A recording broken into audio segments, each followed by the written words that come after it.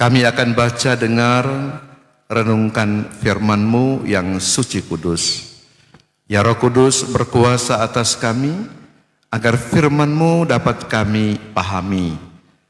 Dan setelah kami pahami tentang kebenaran firman-Mu, maka firman-Mu kami lakukan dalam kehidupan kami di hari ini, besok, bahkan sampai pada masa yang akan datang. Berfirmanlah bagi kami sekalian, sebab kami siap untuk mendengarkan firman-Mu. Amin. Kita membuka Markus pasal 15 ayat pertama hingga ayatnya yang ke-15. Lembaga Alkitab Indonesia memberikan judul Yesus di hadapan Pilatus. Markus pasal 15 ayat pertama hingga ayatnya yang ke-15. Markus pasal 15 ayat pertama hingga ayatnya yang ke-15, dan kita akan baca berbalas-balasan. Saya ayat-ayat ganjil, saudara-saudara membaca ayat-ayat yang genap.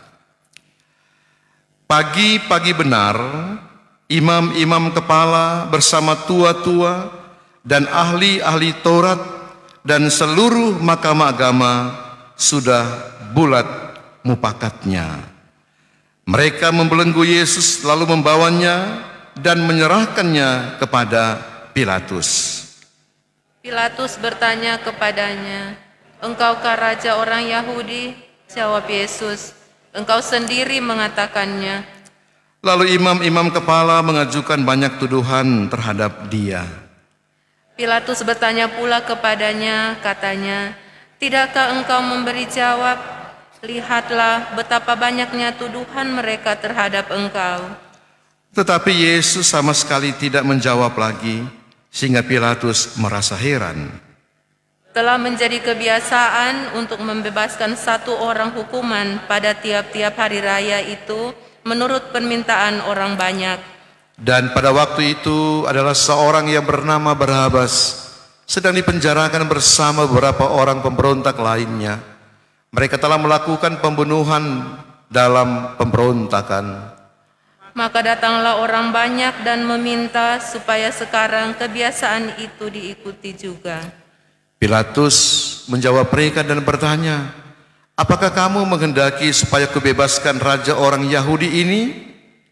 Ia memang mengetahui bahwa imam-imam kepala telah menyerahkan Yesus karena dengki. Tetapi imam-imam kepala menghasut orang banyak untuk meminta supaya Barabaslah yang dibebaskannya bagi mereka. Pilatus sekali lagi menjawab dan bertanya kepada mereka, "Jika begitu, apakah yang harus kuperbuat dengan orang yang kamu sebut raja orang Yahudi ini?" Maka mereka berteriak lagi, katanya, "Salibkanlah dia." Lalu Pilatus berkata kepada mereka, "Tetapi kejahatan apakah yang telah dilakukannya?" Namun mereka makin keras berteriak, "Salibkanlah dia." Dan oleh karena Pilatus ingin memuaskan hati orang banyak itu, ia membebaskan Barabas bagi mereka, tetapi Yesus disusahnya lalu diserahkannya untuk disalibkan. Pembacaan tentang pengadilan terhadap Yesus yang dilakukan oleh gubernur Romawi yang bernama Pilatus. Menarik di sini, saudara-saudara, bahwa peradilan yang dilakukan itu tidak memutuskan sesuatu sesuai dengan fakta yang ada di lapangan. Orang di sini ada penatua bapak, Pak. Nah, sebagai seorang lawyer, seorang pengacara, tahu persis bahwa ketika dalam persidangan biasanya Pak Pena mesti ada alat bukti, Kang. Alat bukti bahwa minimal 2 orang saksi, Kang, yang menyaksikan tentang perbuatan kejahatan yang dilakukan sehingga dapat diputuskan orang itu bisa bersalah atau tidak. Tetapi saudara-saudara, ketika rasa dengki telah merasuk pikiran manusia, maka segala cara pasti akan dibuat agar orang yang dibenci itu harus mendapatkan sesuatu. Jadi ketika ada kedengkian dalam hati, maka orang yang dia benci itu, dia ingin untuk mendapatkan sesuatu. Dan ketika orang yang dia benci itu mendapatkan sesuatu, maka disitulah kepuasan dapat dia miliki. Nah, ternyata saudara-saudara, dalam perikop Markus pasal 15, di sini ada kedengkian yang dilakukan oleh imam-imam kepala bersama tua-tua dan ahli-ahli Taurat dan seluruh mahkamah agama. Apa kedengkian mereka terhadap seorang pribadi yang bernama Yesus? Nah, dorang ini kalau dalam kehidupan masyarakat Yahudi, ini adalah kelompok orang yang dorang bilang, dorang status ekonomi itu menengah ke atas. Kemudian menangkut status sosial, dorang itu memang di atas. Karena dorang itu harus dihargai, harus dihormati oleh masyarakat Yahudi. Dan ajaran-ajaran yang mereka sampaikan itu tidak boleh orang bantah. Nah, ketika Yesus mengajarkan sesuatu tentang Injil, nah ajaran-ajaran yang disampaikan oleh Yesus itu sangat membuat imam-imam kepala, ahli-ahli Taurat merasa terganggu. Karena mereka itu adalah orang-orang yang pakar tentang hukum agama Yahudi.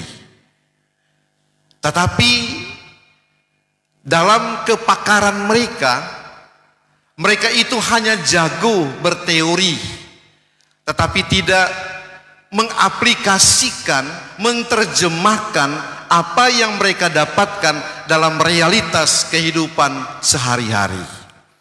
Jadi artinya bahwa dorang itu pelayan-pelayan Tuhan. Dorang itu pekerja gereja kalau zaman sekarang. Ini ahli-ahli Taurat yang dikatakan imam-imam, bahkan imam-imam kepala, bahkan mahkamah agama. Mahkamah agama itu saya katakan dalam ibadah pas, dorang itu rupa anggota DPR. Rupa anggota DPR, dorang itu ada 70 orang yang memang pakar dalam undang-undang Yahudi, pakar dalam hukum Taurat. Tetapi sayang, seribu sayang, ajaran yang mereka sampaikan hanya sampai di mengajarkan. Tetapi dorang nyandak jaga bikin apa yang dorang jaga ajar. Saya sering mengatakan bahwa dorang itu rupa apa?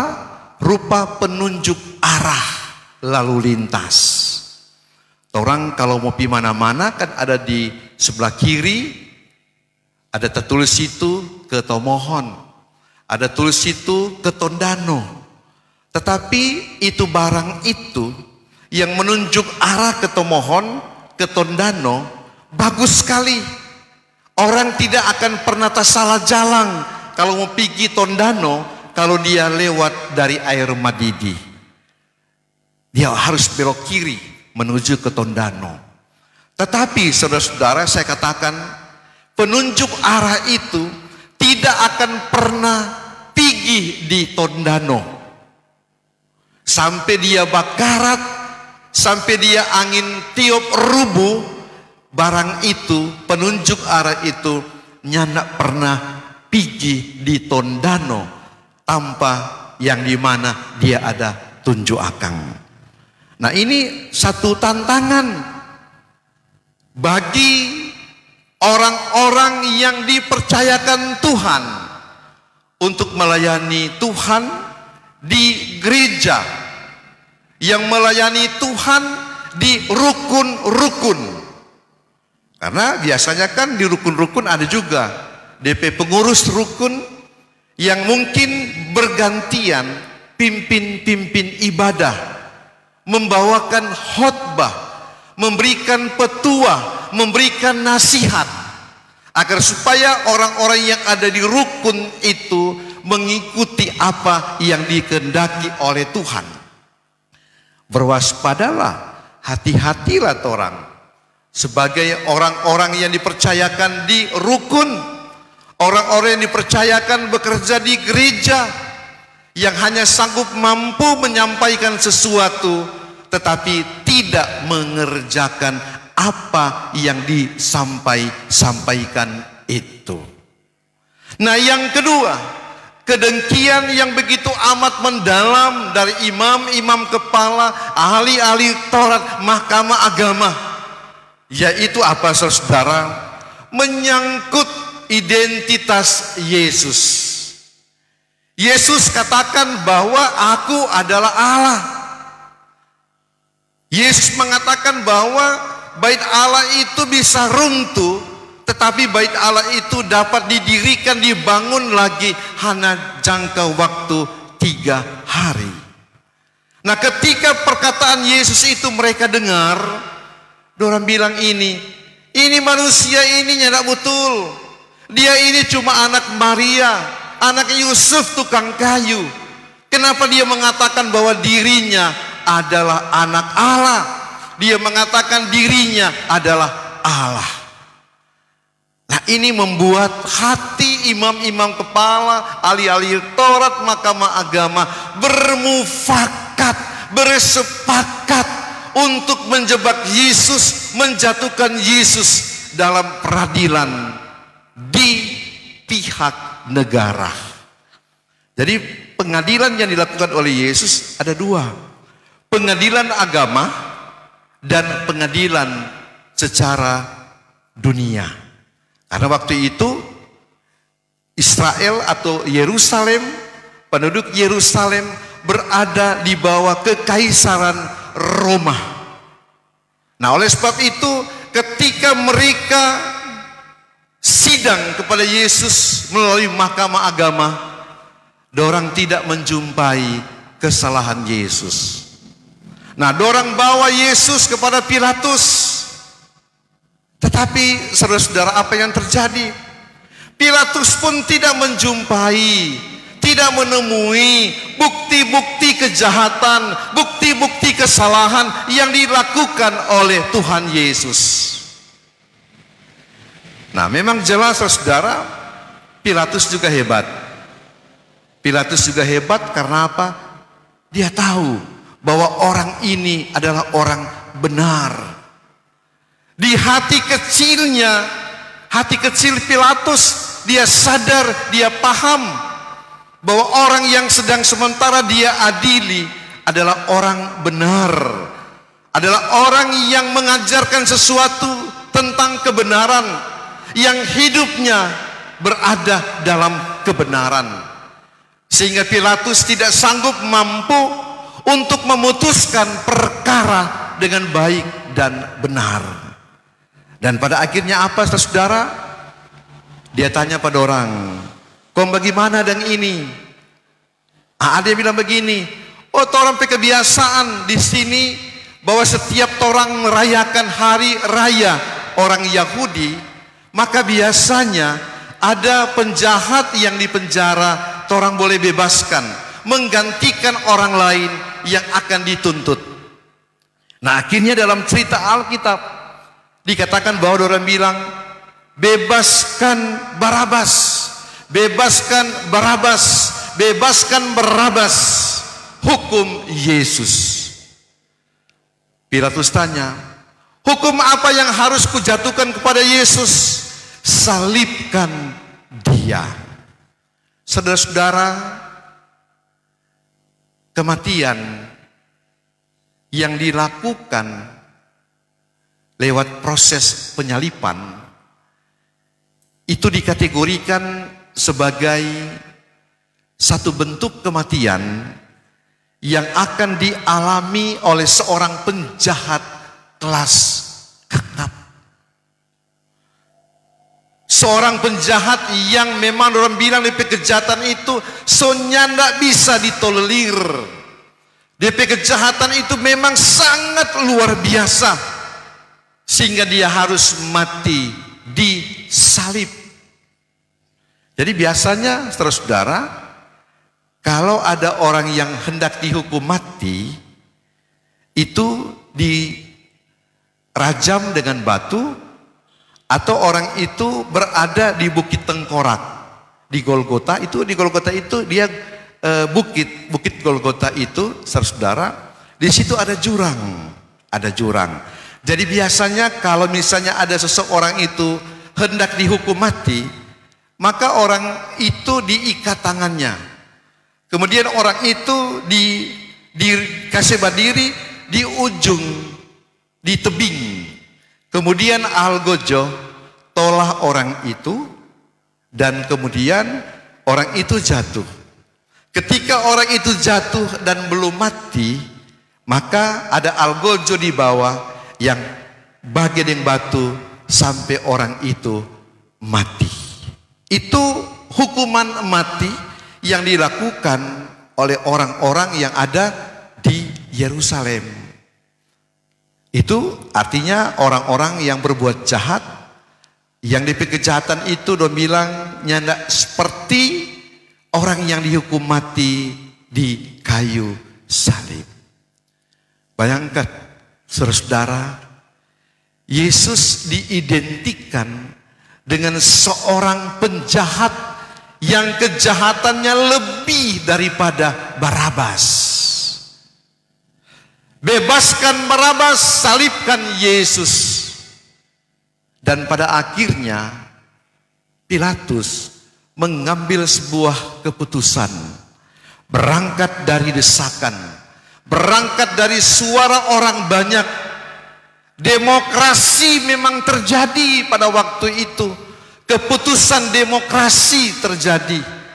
Demokrasi itu dari kata demos dan kratos. Demos kratos itu artinya kekuatan di tangan rakyat.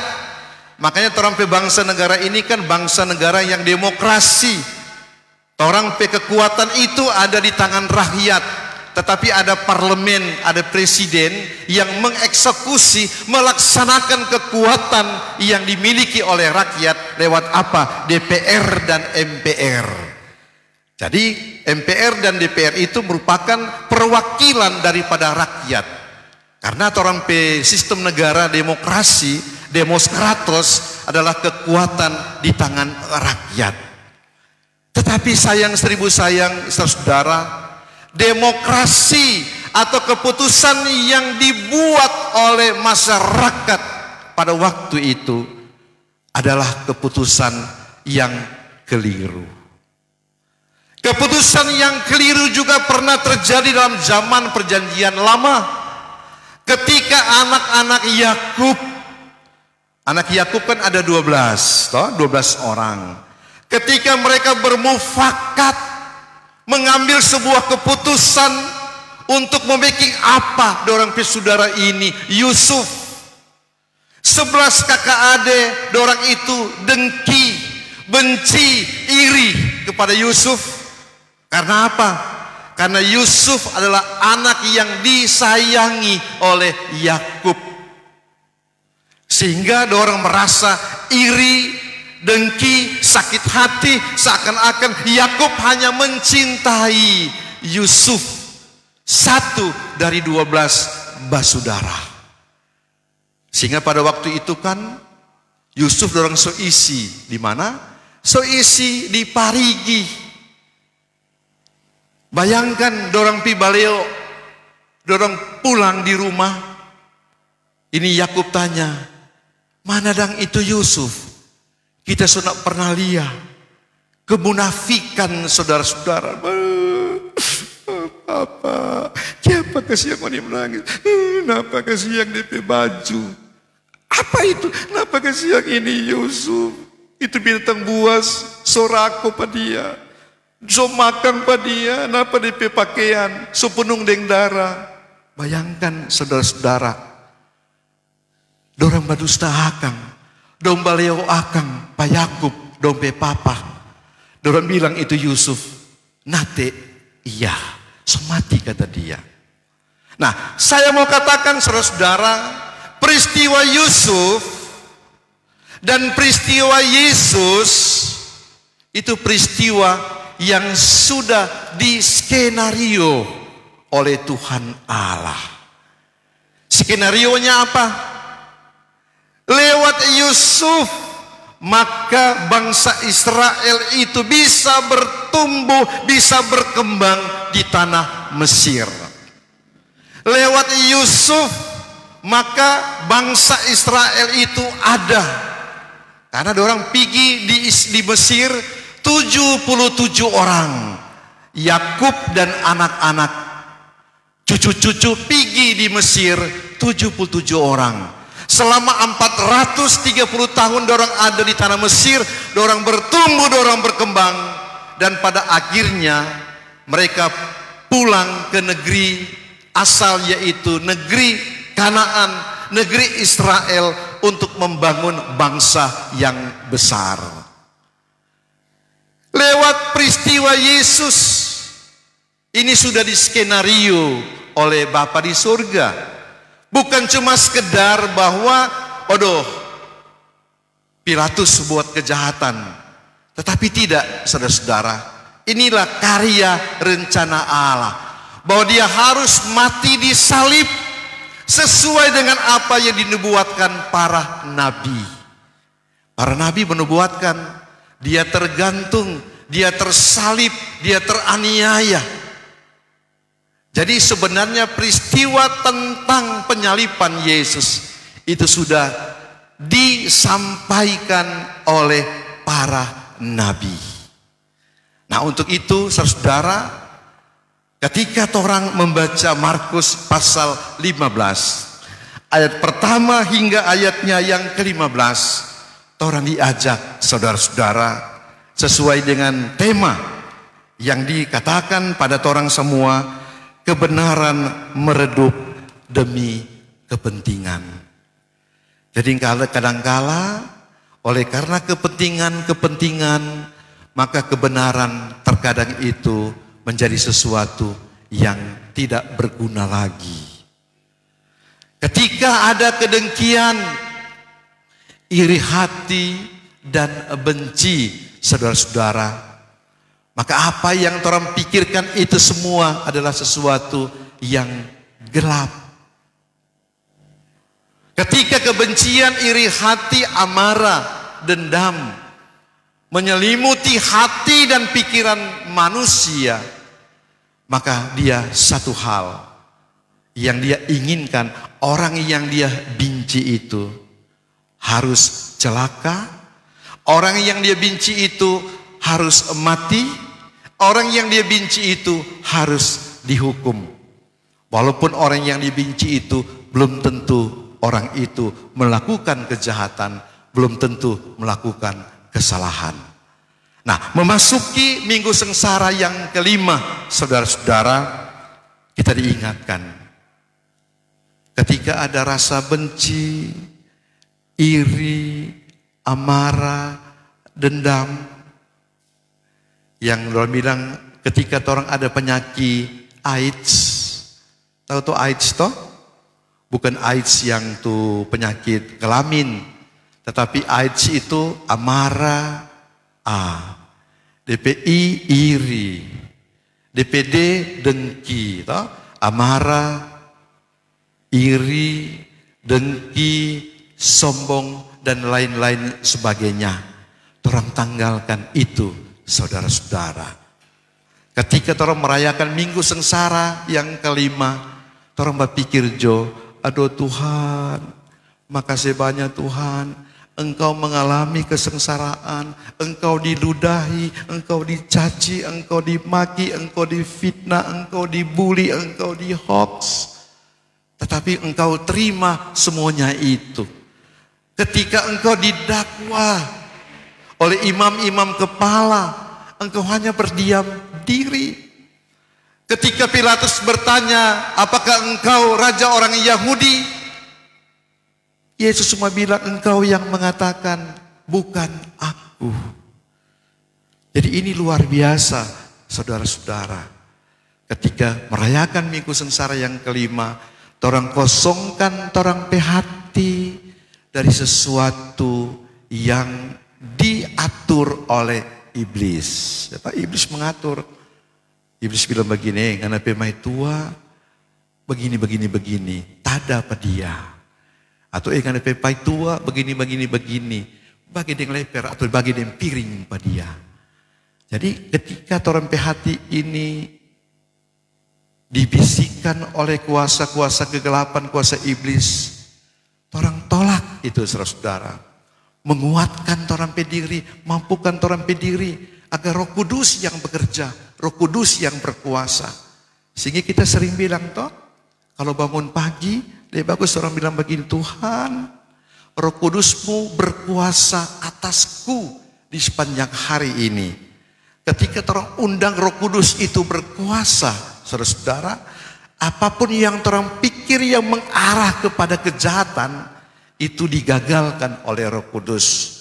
Apapun yang orang mau ucap, menyakitkan orang pe hati, mengecewakan siapapun, tapi Roh Kudus menjamah orang untuk orang tidak berucap. Ketika orang pe hati niat untuk sepegang handphone, mau ketik, mau upload itu kekurangan kejahatan orang lain, Tuhan menjamah orang pe hati. Akhirnya orang pe jari ini mau baketik, batal baketik. Orang pe niat rencana untuk memukul pas seseorang, tetapi ketika Roh Kudus itu menjamah hati, maka tangan ini, niat ini pasti digagalkan oleh Roh Kudus. Untuk itu berikanlah kesempatan bagi Roh Kudus untuk bekerja berkuasa atas hati, pikiran saudara-saudara. Sehingga rasa iri, dengki, dendam, benci, amarah itu tidak dimiliki oleh pribadi kita masing-masing. Tuhan memberkati saudara-saudara. Amin. Saudara, mari kita berdoa.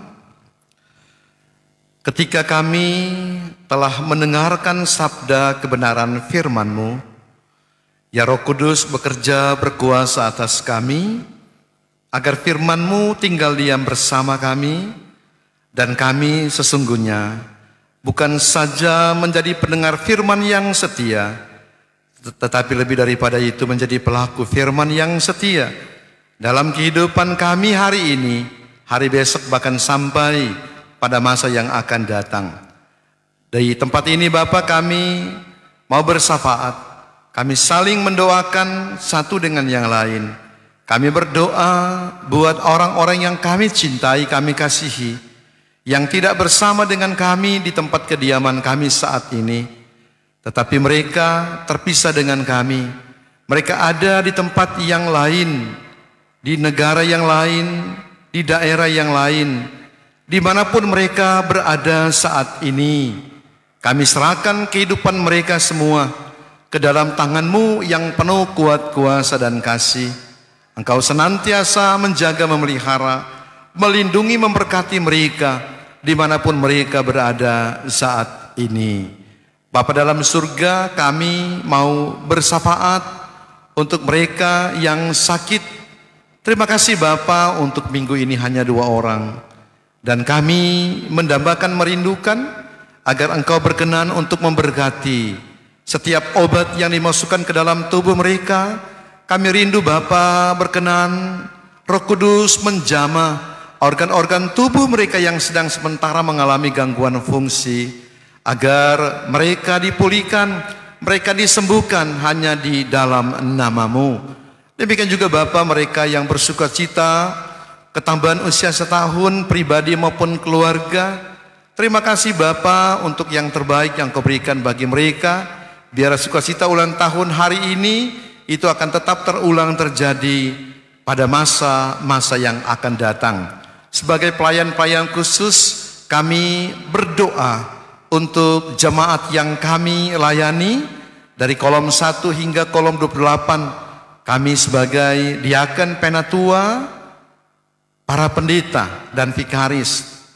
Demikian juga sebagai ketua komisi yang ada, Bapak Ibu pemuda remaja anak, mereka pun senantiasa melayani. Pria kaum bapak, wanita kaum ibu, para pemuda, para remaja anak sekolah minggu. Roh Tuhan senantiasa ada bersama dengan kami, sehingga kami senantiasa dimampukan untuk melayani mereka yang Engkau percayakan untuk kami layani. Untuk itu Bapa, kami mendambakan, merindukan agar kasih setia dan kemurahan-Mu senantiasa ada bersama dengan bapak-bapak, ibu-ibu, pemuda, remaja, anak sekolah minggu yang ada di Gemim Sion. Kehidupan mereka semua, jemaat Gemim Sion, kami serahkan ke dalam tangan-Mu. Para pelayan khusus, para diaken, penatua, para pendeta, vikaris pendeta, Tuhan pun berkenan untuk memberkati mereka semua dalam kehidupan, dalam pekerjaan, dalam pelayanan bersama dengan keluarga mereka masing-masing. Berkenan selalu ada dalam genggaman tangan Tuhan yang penuh kuat, kuasa dan kasih. Mereka banyak mengorbankan waktu, pikiran, tenaga, bahkan materi untuk melayani-Mu. Apa yang mereka korbankan dalam kerja pelayanan, hamba rindu Engkau berkenan untuk menggantikannya itu berlipat-lipat ganda. Semua yang hadir di gedung gereja ini, Engkau berkenan berkati mereka semua Bapa, dalam kehidupan, dalam pekerjaan yang mereka lakukan dimanapun mereka pergi dan berada, termasuk mereka pun yang beribadah via live streaming, berkenan diberkati oleh-Mu. Kami yang beribadah di sini sebentar akan pulang, sertai kami, tibakan kami di tempat tujuan alamat yang berbeda satu dengan yang lain, dalam keadaan selamat, sejahtera, diberkati oleh-Mu.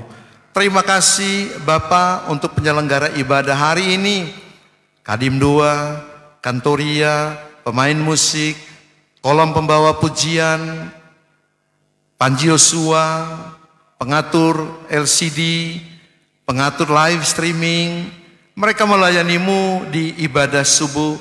Diberkatilah mereka semua dalam kehidupan kerja dan pelayanan. Terima kasih Bapa untuk pandemi COVID-19 yang sudah semakin pudar di muka bumi, di kota Bitung. Kami rindu Bapa agar COVID ini akan segera berakhir.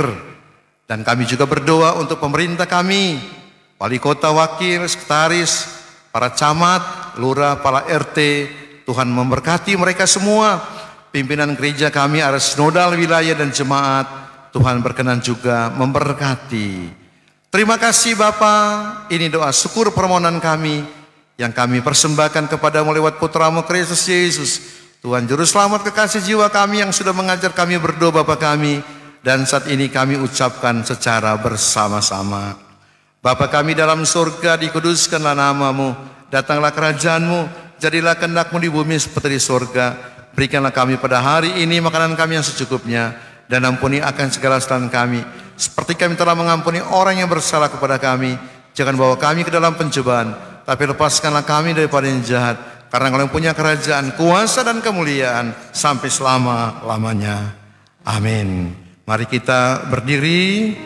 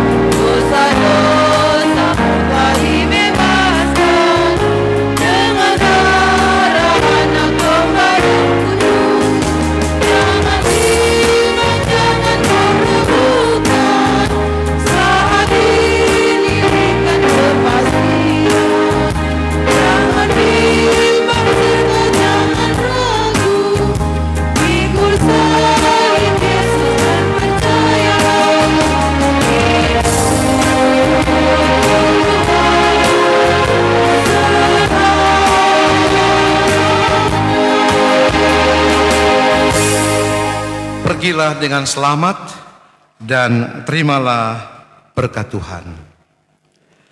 Kasih karunia Tuhan Yesus Kristus dan kasih Allah dan persekutuan Roh Kudus menyertai saudara sekalian.